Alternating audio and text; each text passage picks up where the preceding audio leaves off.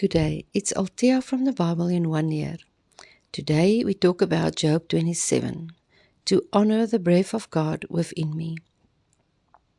The past few weeks we've talked about Job, the man regarded by God himself as a righteous man, and the trouble Job encountered, losing all his children, all his wealth and his health.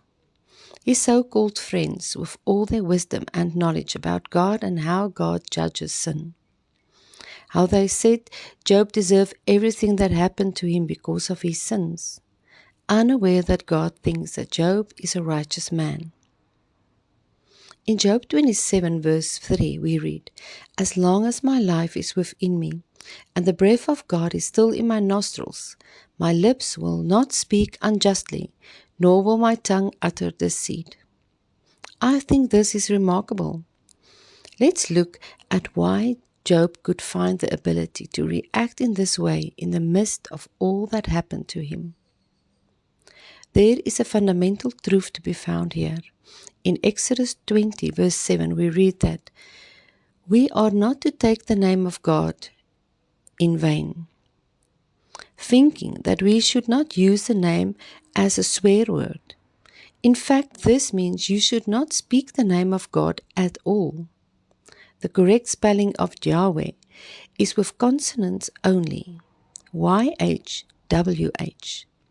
But because you cannot pronounce a word with consonants only, vowels were added to make it Yahweh. To pronounce the name Yahweh using these specific consonants in Hebrew, if pronounced correctly, you are not allowed to close your lips or to use your tongue. This word means breath, inhalation and exhalation. Therefore, if you wish to pronounce it correctly, you must only inhale and exhale. Just think about it. The very first sound coming out of your lungs after being born is the sacred name of Yahweh. In Genesis 1 verse 2 we read that in the beginning, the Spirit of God, the Ruach Elohim, was moving, hovering over the face of the waters. The Spirit of God means wind, by resemblance, breath. That is, a sensible exhalation. In Genesis 2 verse 7, God created the body of man from dust and breathed into his nostrils the breath of life. Job says in Job 27 verse 3, "For as long as I have life within me, the breath, the Ruach of God in my nostrils." Job understands that the Spirit of God created us. The breath of the Almighty gave us life. He also knows that the minute God takes back his breath, we will die. As we read in Psalm 104 verse 29, "You hide your face, they are dismayed. You take away their breath, they die and return to dust."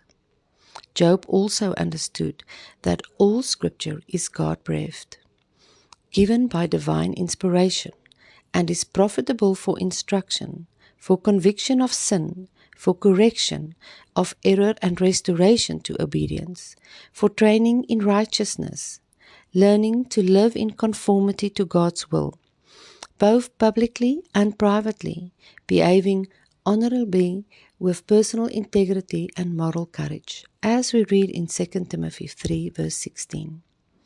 Job understood this fundamental truth, that everything he had, everything he was, came from God, and because of this fact, God are allowed to take it back at any time.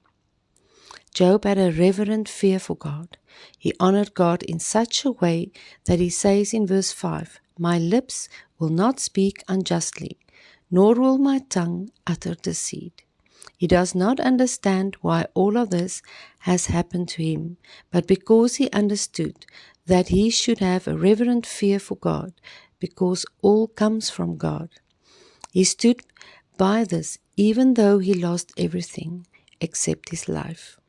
He still regards his life as a gift from God and an honor to breathe the name of God. May you find peace in your storm, in your loss and in your despair.